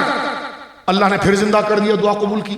اب آئیے بات کو دیکھیں، اب حضرت موسیٰ علیہ السلام بڑھاپے کا عالم ہے اور اپنے دنیا سے پردہ فرمانا چاہتے ہیں، رب سے آخری بات کرتے ہیں اپنی امت کے لیے، کہتے ہیں یا اللہ جو ہوا بار بار انہوں نے خطا کی اور تو نے معاف کر دیا، بار بار خطا کی تو نے معاف کر دیا، یا اللہ اب آخری دفعہ ایک حتمی فیصلہ کر دے کہ یہ گمراہ ہو ہی نہ، ایسا ان سے راضی ہو جا کہ یہ گمراہ نہ ہو۔ کس انداز میں حضرت موسیٰ نے بات کی اور اللہ نے کیا جواب دیا؟ سورۃ الاعراف میں دیکھیے، حضرت موسیٰ رب سے کہہ رہے ہیں وَاكْتُبْ لَنَا فِي هَذِهِ الدُّنْيَا حَسَنَةً وَفِي الْآخِرَةِ إِنَّا هُدْنَا إِلَيْكَ، لکھ دے یا اللہ، وَاكْتُبْ لَنَا، لکھ دے ہمارے لیے، فِي الدُّنْيَا حَسَنَةً، اس دنیا کی ساری بھلائی، وَفِي الْآخِرَةِ، اور آخرت کی بھلائی، اِنَّا هُدْنَا إِلَيْكَ، ہم تیری بارگاہ میں رجوع لے کر آ گئے ہیں، اب بار بار یہ غلطیاں ہو جاتی ہیں، ایسا کرم کر دے کہ غلطی ہو ہی نہ، دنیا کی بھی بھلائی مل جائے اور آخرت کی بھی مل جائے۔ سب کچھ مانگ لیا حضرت موسیٰ نے۔ توجہ کیجئے میرے دوستو بزرگوں، یہ بڑی قیمتی بات یہاں پر آ رہی ہے۔ اللہ رب العالمین آگے آیت میں فرما رہا ہے، کلام دیکھیں کیسا ہو رہا ہے، فَسَأَكْتُبُهَا، ہاں موسیٰ لکھ دوں گا۔ اللہ کیا فرما رہا ہے؟ فَسَأَكْتُبُهَا، ہاں موسیٰ لکھ دوں گا، لِلَّذِينَ، ان لوگوں کے لیے، يَتَّقُونَ، جو مجھ سے ڈرتے ہیں گناہ نہیں کریں گے، وَيُؤْتُونَ الزَّكَاةَ، اور جو زکوٰۃ دیں گے، وَهُمْ بِآيَاتِنَا يُؤْمِنُونَ، اور میری نشانیوں پر ایمان لائیں گے۔ اور اے موسیٰ، الذین یتبعون الرسول النبی الامی، وہ جو 9 شانوں والا میرا محبوب آ رہا ہے نا، امت کو کہے دنیا و آخرت کی بھلائی لکھ دوں گا، خود کو غلام مصطفیٰ بنا لینا، دنیا کی بھلائی بھی لے لینا، آخرت کی بھلائی بھی۔ بولیے سبحان اللہ، دنیا کی بھلائی بھی لے لینا اور آخرت کی بھلائی بھی لے لینا۔ اور وہ 9 صفات بیان کی، میں نے کہا یہ آیات کیوں نہیں پڑھی جاتی؟ غور کیجئے، ساری امت کو پھیر دیا غلامی مصطفیٰ کی طرف، اور فرمایا وہ جو آئے گا جس کی یہ اتباع کریں، جو رسول ہے، نبی ہے، امی ہے، الذی یجدونہ مکتوبا عند التوراۃ والانجیل، وہ شانوں والا ہے جس کی شانیں ہم نے تورات میں بھی لکھی ہے اور انجیل، اور اس کی شان یہ ہے کہ وَيَأْمُرُهُمْ بِالْمَعْرُوفِ وَيَنْهَاهُمْ عَنِ الْمُنْكَرِ، وہ نیکی کا حکم دے گا، برائی سے بچائے گا، وَيُحِلُّ لَهُمُ الطَّيِّبَاتِ وَيُحَرِّمُ عَلَيْهِمُ الْخَبَائِثَ، ہم اسے وہ اتھارٹی دیں گے کہ وہ پاک کو حلال کرے گا اور ناپاک کو حرام کرے گا۔ آگے سن موسیٰ وہ کون ہوگا؟ فرمایا وَيَضَعُ عَنْهُمْ إِصْرَهُمْ، تیری امت کی گردنوں پر جو ان کی شریعت کا بوجھ ہے وہ اتارے گا۔ وہ، میں نے کہا مولوی صاحب جو بوجھ اتارے وہ مجبور ہوتا ہے یا مشکل کشا ہوتا ہے؟ قرآن کہتا وَيَضَعُ عَنْهُمْ إِصْرَهُمْ، تیری امت پر جو پریشانیاں ہیں وہ بوجھ اتر جائے گا۔ موسیٰ دعا ابھی کر رہا ہے، تجھ سے نہیں ہوگا، وہ میرا محبوب جب آئے گا بوجھ وہ اتارے گا۔ وَيَضَعُ عَنْهُمْ، قرآن کہہ رہا ہے آیت نمبر 157، وہ اتارے گا ان سے إِصْرَهُمْ، وہ بوجھ، یعنی بدعملیاں، یہ پل میں کچھ پل میں کچھ پل میں کچھ پل میں کچھ، جو ان کو یہ پریشانیاں لگی ہیں نا، اس پریشانی سے چھٹکارا موسیٰ دعا کر لی ہے، چھٹکارا وہ دے گا۔ بولو سبحان اللہ۔ فرمایا کہ وہ پاک چیزوں کو حلال کرے گا، ناپاک چیزوں کو حرام کرے گا، نیکی کا حکم دے گا، برائی سے بچائے گا، تیری امت کے سر کے اوپر سے بوجھ ہٹائے گا۔ بات ختم ہی نہیں کر رہا اللہ، شانیں رکی نہیں رہی، آگے بس اتنا ہی کافی تھا، الذین یتبعون الرسول، بات ختم تھی، لیکن آگے بتا رہا موسیٰ ایسے نہیں دیتا یہ مقام میں، یہ مقام نسبت مصطفیٰ کے بغیر نہیں ملتا۔ وہ جب آئے گا نا، جو رسول بھی ہے، جو نبی بھی ہے، امی بھی امی ہے جس کی شان ساری آسمانی کتابوں میں ہے، جو سیدھے راستے پر چلانے والا ہے، برائی سے بچانے والا ہے، پاک کو حلال کرنے والا ہے، ناپاک کو حرام کرنے والا ہے، وہ بوجھ اتارے گا۔ اور صرف یہ نہیں، وَيَضَعُ عَنْهُمْ إِصْرَهُمْ، تیری امت پر جو یہ پریشانی کا بوجھ ہے اس کو وہی اتارے گا۔ وَالْأَغْلَالَ الَّتِي كَانَتْ عَلَيْهِمْ، جس سختی میں ان کی گردن میں پھندا ہے اس پھندے کو بھی مصطفیٰ ہی نکالے گا۔ یہ قرآن ہے، میں کسی کی لکھی ہوئی اردو کی منقبت نہیں پڑھ رہا۔ یہ آیت کے بعد یہ کہنا حضور کا کوئی اختیار نہیں۔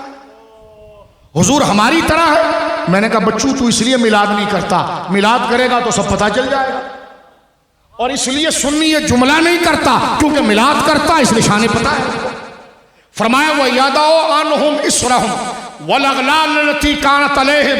موسیٰ دعا تو تو نے کر دی، لیکن جو نجات چاہ رہا ہے نا تو نجات دہندہ میرا محبوب آنے، جیسا حضور نے فرمایا انا الحاشر الذی یحشر الناس علی قدمی، اے میرے صحابہ میں حاشر ہوں۔ اس کو چھوڑ نہیں دیا کہ انور شاہ اس کا کچھ اور ترجمہ کرے، تقی کچھ اور ترجمہ کرے، رسول اللہ خود حاشر کا معنی آگے کرتے ہیں الذی یحشر الناس علی قدمی، میں وہ ہوں جس کے قدموں پر خدائی کو خدا جمع کرے گا۔ اگر وہ کچھ نہ کر سکے تو جمع کیوں کر رہا ہے؟ تو حاشر کا معنی ہی مشکل کشا ہے، سب تکلیف میں آئیں گے اور وہ اللہ کے فضل سے مشکل کشائی فرمائے۔ مجھے کہنے لگے باذن اللہ کی عطا سے نبی مشکل کشا ہے، دلیل کیا ہے؟ میں نے کہا حاشر کا معنی کر، حضور کا نام ہے حاشر، حاشر کا معنی کر۔ کہنے لگا اس کا معنی تو یہ ہے کہ سارے لوگ حضور کے پاس آئیں گے۔ میں نے کہا اگر وہ مکمل ہوں گے تو آنے کی کیا ضرورت، پریشان ہوں گے تو آئیں گے نا۔ بولو سبحان اللہ۔ جو مکمل ہو وہ کسی کے پاس کیوں جائے؟ جس کے پاس سب ہو تو کیوں جائے؟ میں نے کہا مولوی صاحب یوں تو بڑے بلیغ ادیب ہو، علم بیان و فصاحت کے ماہر استاد ہو، سنائے مختصر المانی اور علم بیان چٹا چٹ پٹا دیتے ہو۔ میں نے کہا یہ تمہیں نہیں سمجھ میں آ رہا کہ الحاشر الذی یحشر الناس علی قدمی، ساری خدائی میرے قدموں پر اللہ جمع کرے گا، اور آتا وہ ہے جو دیتا ہے۔ فرمایا آئیں گے میرے پاس لینے کے لیے، اگر وہ دینے پر قادر نہیں تو خدا بھیج کیوں رہا ہے وہاں پر؟ خدا بولیے، جیسے حضور نے فرمایا قاسم میں بانٹنے والا ہوں، کہتے ہیں حضور سے کیوں مانگتے ہو؟ میں نے کہا جو بانٹے گا اس سے مانگیں گے۔ بھائی جو بانٹتا ہے اسی سے مانگتے ہیں نا، جو بانٹتا ہے۔ کہہ رہے مانگنا شرک ہے، میں نے کہا بانٹنا جائز ہے؟ کہتے ہیں مانگنا شرک ہے، میں نے کہا بانٹنا جائز ہے؟ کہہ رہے کہ میں نے کہا میں جو پوچھ رہا ہوں مسئلہ تو بتا دیں ذرا پیار سے۔ اگر حضور سے مانگنا شرک ہے، باذن اللہ کا عقیدہ رکھ کر، تو ان کا بانٹنا جائز ہے؟ کہنے کہا بانٹنا جائز ہے۔ میں نے کہا اگر مقصد سامنا نہ ہو تو بانٹنا کوئی فضیلت نہیں، فضیلت جب یہ ہے کہ منگتے ہوں گے تو وہ بانٹیں گے۔ بولیے سبحان اللہ۔ قرآن یہ کہتا ہے وَيَضَعُ عَنْهُمْ إِصْرَهُمْ وَالْأَغْلَالَ الَّتِي كَانَتْ عَلَيْهِمْ۔ موسیٰ دعا تو تو نے کر دی، فَسَأَكْتُبُهَا، لکھ دوں گا، لیکن ملے گا بھی نہیں، کیونکہ جس کے ہاتھ میں دیا ہے وہ آنے والا ہے، اور وہ آ گیا ہے تو پھر جشن بھی ہو رہا ہے۔ فرمایا وَيَضَعُ عَنْهُمْ إِصْرَهُمْ، وہ ان کے اوپر سے بوجھ کو اتارے گا، وَالْأَغْلَالَ الَّتِي كَانَتْ عَلَيْهِمْ، وہ پھندا سختی کا جس سے ان کا دم گھٹ رہا ہے۔ قرآن کے اغلال، اغلال پھر کہتے ہیں مشکل نہیں ہوتی۔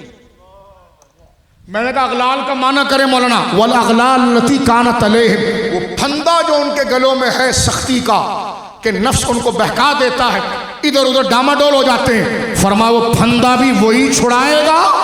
اب چاہیے کہ فالذین آمنوا بہ، دعا قبول جب ہوگی جب اس کی شانوں کے ساتھ اس کو مانو گے، اور پھر وعزروہ، اس کی تعظیم کرو گے، ونصروہ، اس کے ساتھ کھڑے ہوگے، مشن میں مدد کرو گے، واتبعوا نور الذی معہ، پھر جو میں قرآن اتاروں گا تم اس کی اتباع کرو گے، اولئک هم المفلحون، پھر موسیٰ دعا جوبن پر آئے گی اور دنیا و آخرت کی فلاح مل جائے گی۔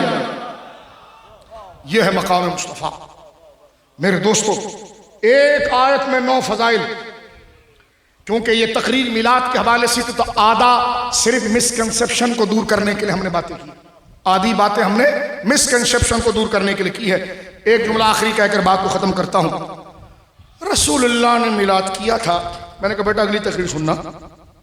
میں ایک ملک میں گیا، تکبر اتنا تھا تو مجھے، جیسا آپ پاکستان سے باہر جب جاتے ہیں تو پنجاب کے دوست، سندھ کے دوست ملنے آتے ہیں، کیونکہ ملک کی محبت میں لوگ آتے ہیں، تو جن کے گھر میں رکا تھا تو چائے کے ناشتے پر جب میں کمرے سے باہر نکلا، سمجھ رہے میری بات، کمرے سے باہر نکلا تو دیکھا 8-10 مولوی بیٹھے ہوئے ہیں اور اپنے لگتے نہیں تھے کیونکہ محلے میں ان کے تھے۔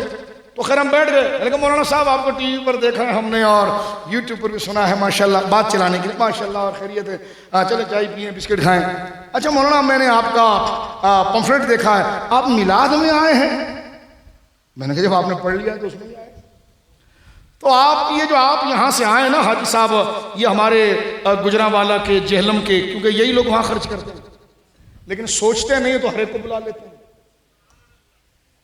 یہی ہم نے نیو یارک میں دیکھا، کم سمجھتے ہیں، صرف وہ کہتے ہیں بس پنجابی زبان بول رہا ہے تو آ جا۔ میں نے کہا زبان بعد میں، حضور پہلے۔ یہ زبان بھی مبارک ہے، یہ زبان بھی مبارک ہے، لیکن خطوں کو دیکھ کر نہیں بلایا جاتا، حضور کو دیکھ کر بلایا جاتا۔ اتنے میچور ہو جاؤ۔ لیکن وہاں پر ہمارے کیا ہوتا ہے، جیسے نیو یارک کے اندر ٹیکسی چلا رہے ہیں ہمارے سارے دوست یہاں گجر خان کے، سب اللہ برکت دے، وہ بڑی محبت ہے، پورا اپنے پیسوں کو جیب کے پیسے سے حضور کا میلاد ہوتا ہے، 11ویں شریف ہوتی ہے، اور جہاں پنجاب ہے وہاں بہار ہی بہار ہے۔ پوری دنیا میں ہم نے دیکھا جہاں پنجاب نہیں ہے وہاں خشکی ہے، نہ مسجدیں ہیں نہ ذوق ہے، اور جہاں پنجاب ہے اور مولوی صاحب میلاد نہیں ہوگا تو پھر مسجد کیسی؟ بولیں سبحان اللہ، یہ اللہ کی عطا ہے، خدا کی قسم۔ میں نیو یارک کے اندر گیا ایک مسجد میں، وہاں نیاز نہیں تھی، ایک ٹیکسی ڈرائیور ہمارا گجر خان کا تھا، رو گیا، جتنا کمایا تھا اس نے کہا حضور کی محفل ہے آپ نے مٹھائی نہیں رکھی۔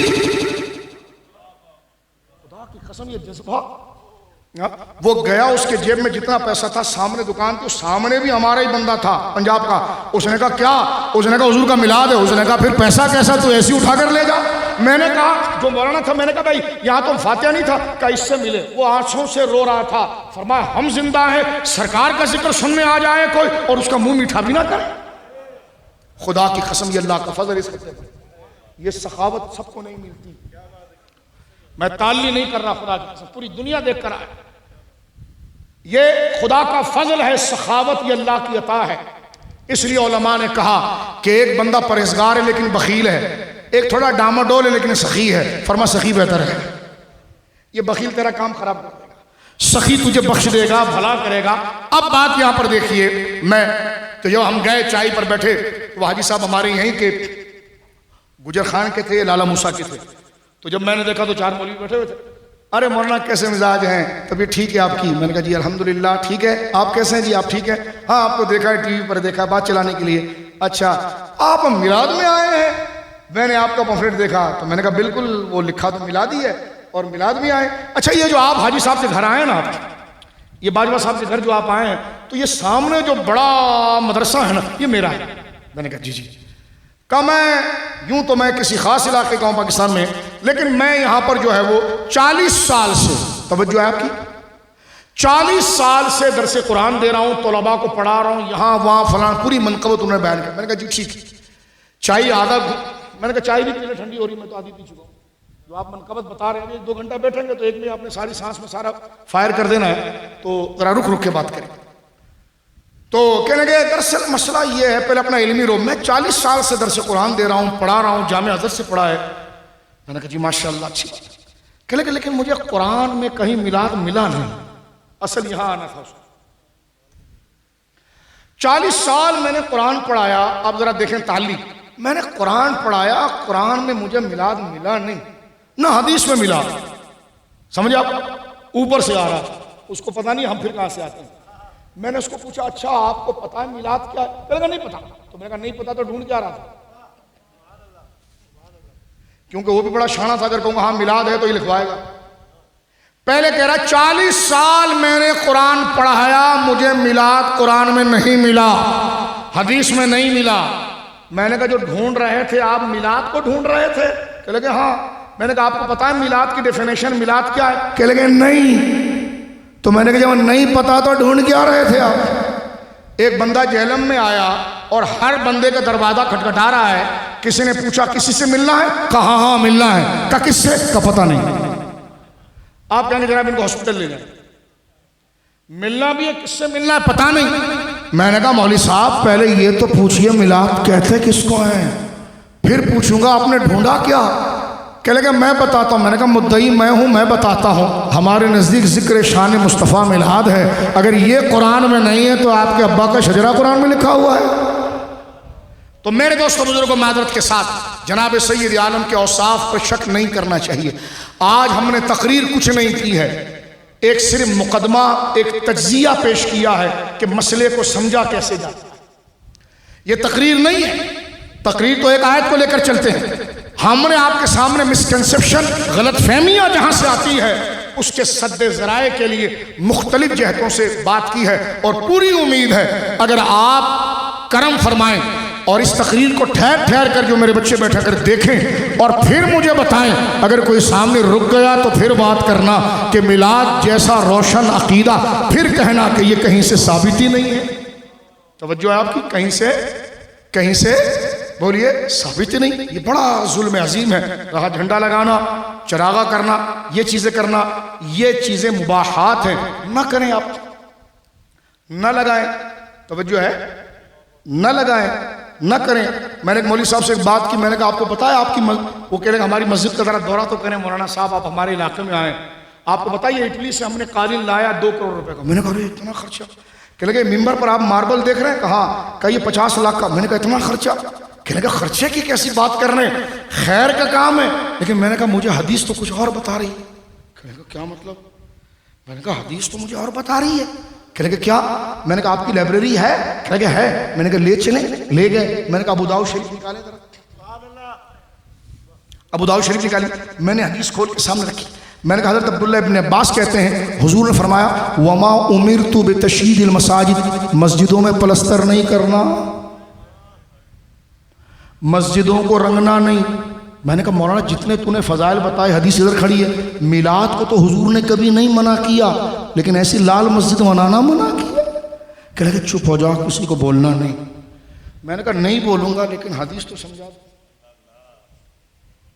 بیٹا بندہ دیکھ کر بات کرتے ہیں، موضوع دیکھ کر بات کرتے ہیں۔ وما امرت بتشیید المساجد، انور شاہ کاشمیری صاحب کہنے لگے ہاں بات بالکل ٹھیک ہے کہ حضور نے جو ہے مسجد کو رنگنے سے، خوبصورت بنانے سے منع کیا تھا۔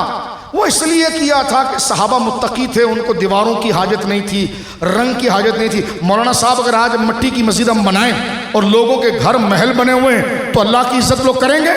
آج تو جناب ہم مسجد اس لیے خوبصورت بناتے ہیں کہ آنے والے کا دل لگ جائے۔ میں نے کہا ساری تقریر بالکل زبردست ہے، لیکن حدیث کا کیا کہنا؟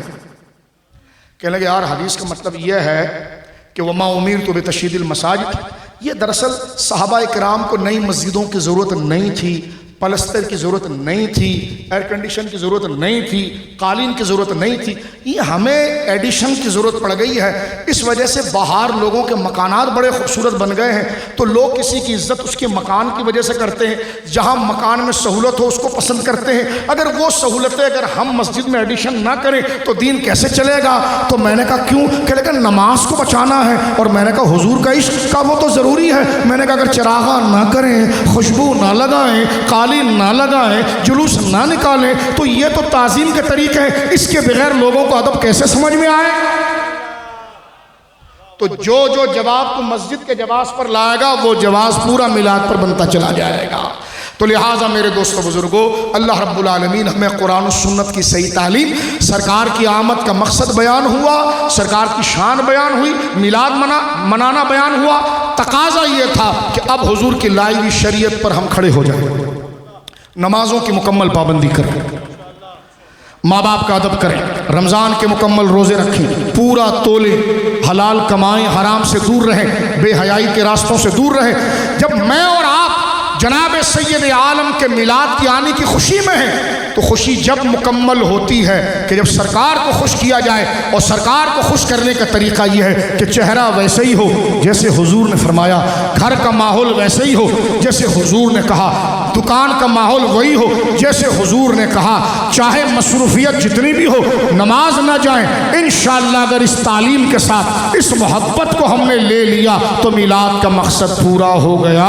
اللہ رب العالمین اس مجلس کو میرے اور آپ کے لیے تبدیلی کا باعث بنائے، اسلام کے قریب لانے کا باعث بنائے، حضور سے عشق مزید کرنے کا ذریعہ بنائے، سرکار کا مزید احترام کا ذریعہ بنائے، قرآن کے اور قریب ہونے کا، بولیے آمین، ذریعہ بنائے، ماں باپ کی تعظیم اور ان سے محبت، اڑوس پڑوس کا لحاظ، ظالم سے دور رہنا، مظلوم کا ساتھ دینا، ہر حال میں سچ بولنا، جھوٹ کو چھوڑ دینا، حیا سے کام لینا، بے حیائی کے نظارے نہ کرنا، تکبر کو چھوڑ دینا، تواضع کی طرف آنا، انکساری کی طرف آنا، اور جو حضور کے منصب کو نہ سمجھے اسے سمجھانا، اور جو چڑ جائے اس کو آنکھیں دکھانا۔